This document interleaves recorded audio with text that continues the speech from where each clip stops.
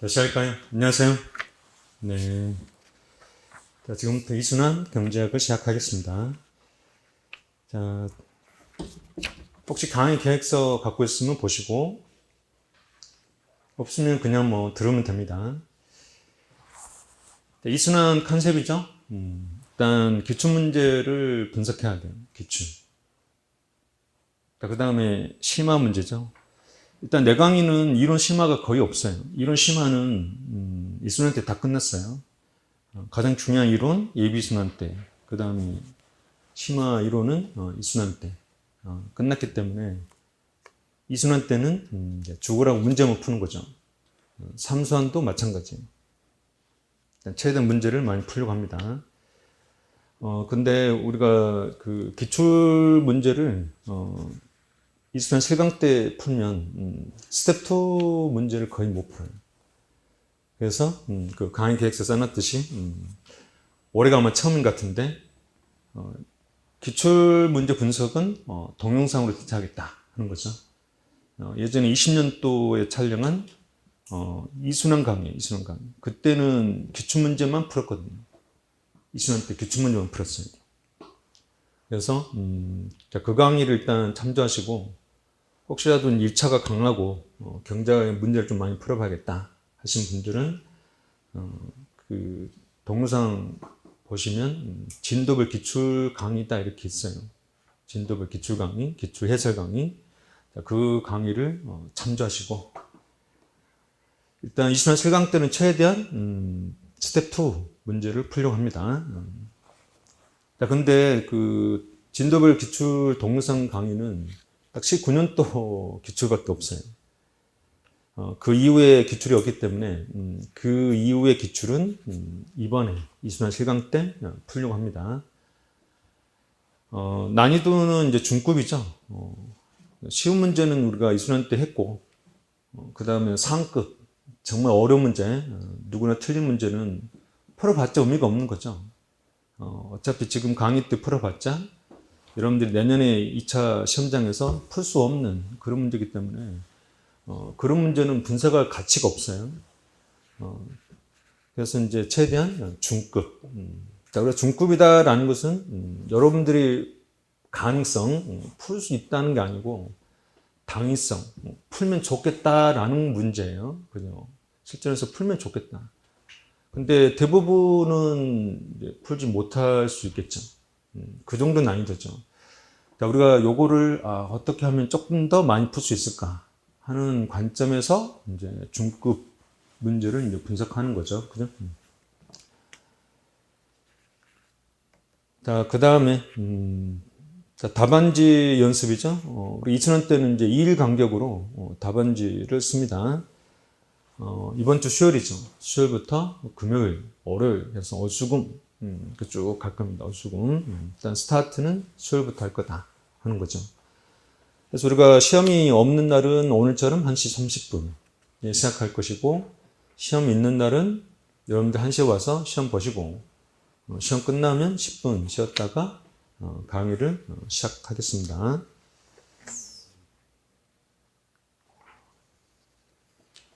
자, 이 정도 하고 바로 진도 가죠.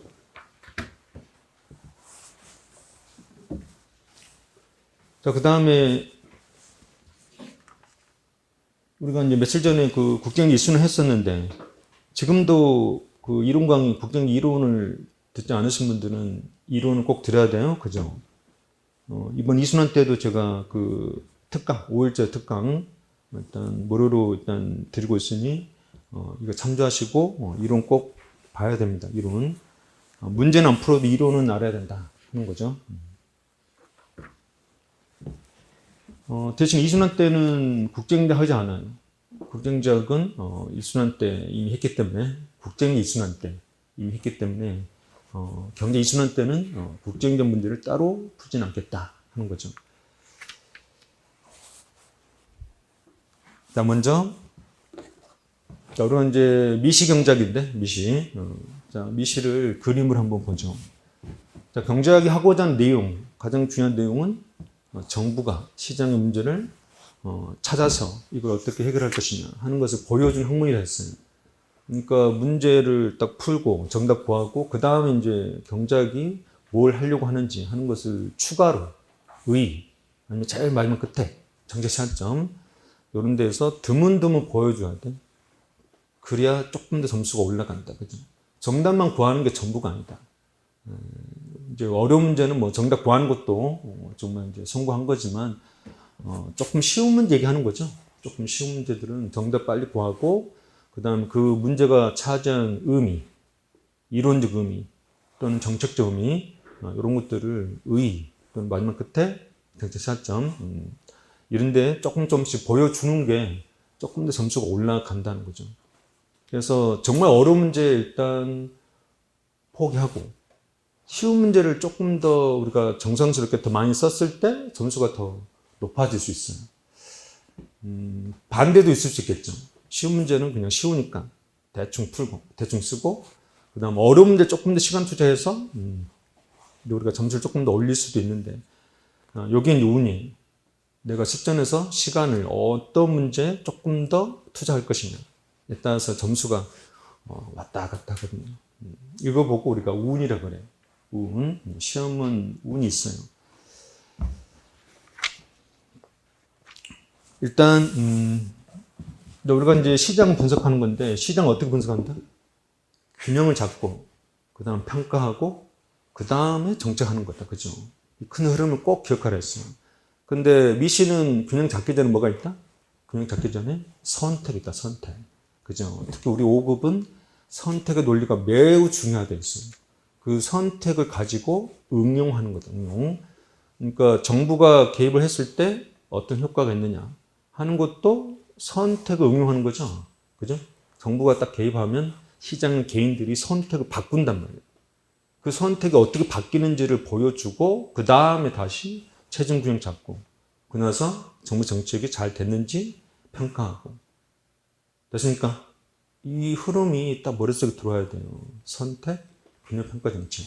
자, 지금 현재 문제는 뭘 묻고 있는지, 그죠? 선택을 묻고 있는지, 균형을 묻고 있는 것인지 하는 것들이 감에 와야 된다 하는 거죠. 자, 이런 이제 선택, 균형, 평가 정책을 이제 그림으로 우리가 분석하는 거죠. 직관, 그림, 그 다음에 숫자, 수식 이렇게 네 가지 각도로 설명할 수 있지만 그 중에 그림이 가장 중요하다. 그죠? 그래서 일단 정답 구하고 그 다음 추가로 뭐 그림, 그죠? 그 다음 직관. 우리가 묻지 않아도 그림과 직관은 항상 쓰라 했어요. 묻지 않아도 쓰는 게 직관과 그림입니다. 이건 무조건 쓰는 거예요. 그래서 우리가 그림, 예전에 공부했던 것들이죠. 자, 미시경제학은 먼저 내 기본서로 보면 13장까지가 상품시장, 그죠? 14장이 노동 자본시장, 15장이 일반균형, 이렇게 이제 구성되어 있죠. 자, 그 중에 13장까지 상품시장이죠. 상품시장.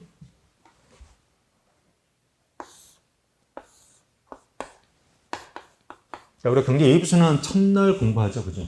대충 보면 맥주시장, 90주 50, 한기 편입곡선이죠. 이게 알고 봤더니 개별 소비자의 수요 곡선이다. 그죠? 그래서 50원 가격 주어지면 선택. 이렇게 우리가 연습했단 말이죠. 이게 효용 극대화 선택이죠. 그죠? 효용 극대화 선택. 자, 이러한 개별 소비자 수요 곡선을 수평으로 더해서 시장 수요 곡선을 구한다. 수평합이죠, 수평합. 자, 그 다음에 오른쪽에는 개별 생산자의 이윤 극대화 선택. 13수 50 MC 곡선이죠. MC 곡선. 이때 50원의 가격이 주어지면 이게 MR, 즉 MB, 그 다음에 MC 완전점 선택. 요게 이윤 극대 선택. 알고 봤더니 이 MC 곡선이 공곡선이다. 개별 생산자의 공곡선. 근데 시장에 생산자가 많다. 그러면 그들의 공곡선을 모두 수평 더해서 시장 공곡선을 구한다. 자, 여기가 이제 완전 경쟁 시장의 균형이죠. 그러면 50원의 가격이 주어지고 이게 이제 수평으로 개별 소비자들에게 쫙 수평으로 쏴지는 거죠. 그 다음에 오른쪽에 개별 생산자들. 개별 생산자 여름이 있겠죠? 여름이 있을 건데 이게 가격이 수평으로 쫙 쏴진단 말이에요. 그죠? 이게 완전 경쟁 시장. 자, 이러한 개별 소비자의 선택을, 즉 효용태 선택이죠. 이거 좀 더 자세하게 분석하는 게 XY축이죠. XY축. 여기 보면 예산선이 있는데 이 예산선 기울기죠.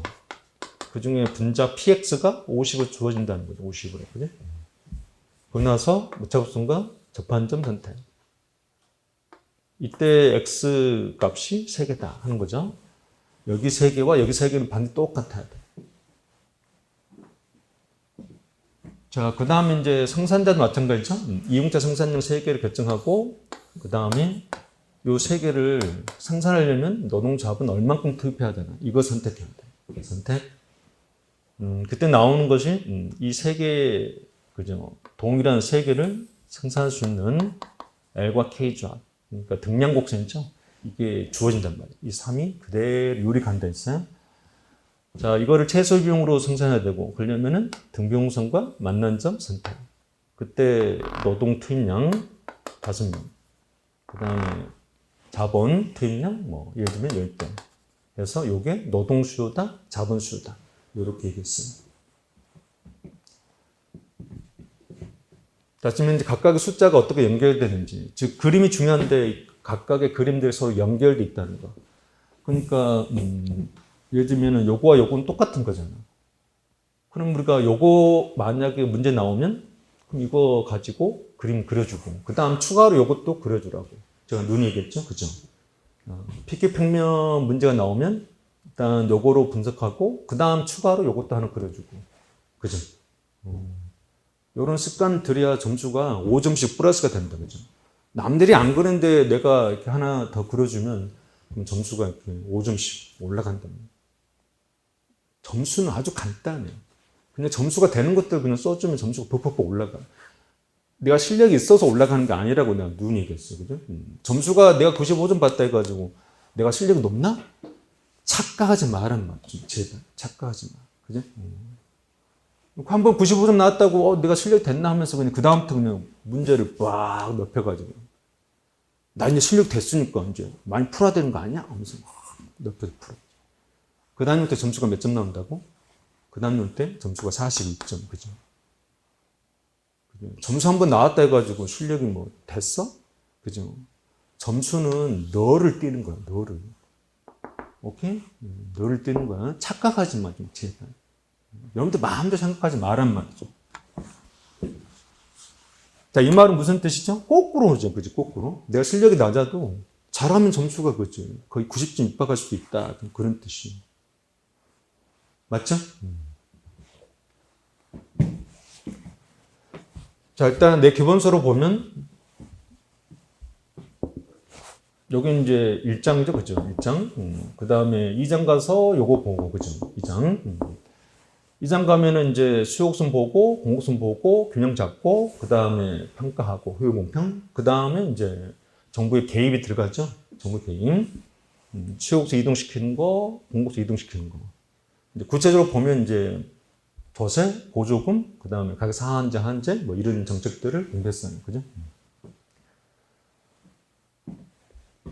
자, 그 다음에 이제 3장 가면은 소비자 선택이 나오죠. 그죠? XY축. 이거. 자, 여기서 이제 역시, 우리가 선택 보고 평가하고 마음에 들지 않아서 이동. 그죠? 역시 정부의 정책이 나오죠. 정부 정책. 여기 정책과 똑같다 했어요. 수요수 이동, 소득을 늘리는 정책, 그 다음에 다른 상품 가격 올리고 내리는 정책, 그 다음에 자신의 가격을 뭐 내리는 정책, 그죠? 이런 정책들을 여기서 봤는데 똑같이 여기서도 나온다, 그죠? 특히 우리가 요 PX 하락, 그지? 자신의 가격을 하락시키는 정책이 매우 중요하죠. 여기 Y조건 그대로 두고 예선선 완만하게 회전 이동, 그죠? 자, 거기서 수요수 나오잖아, 그죠? 수요선.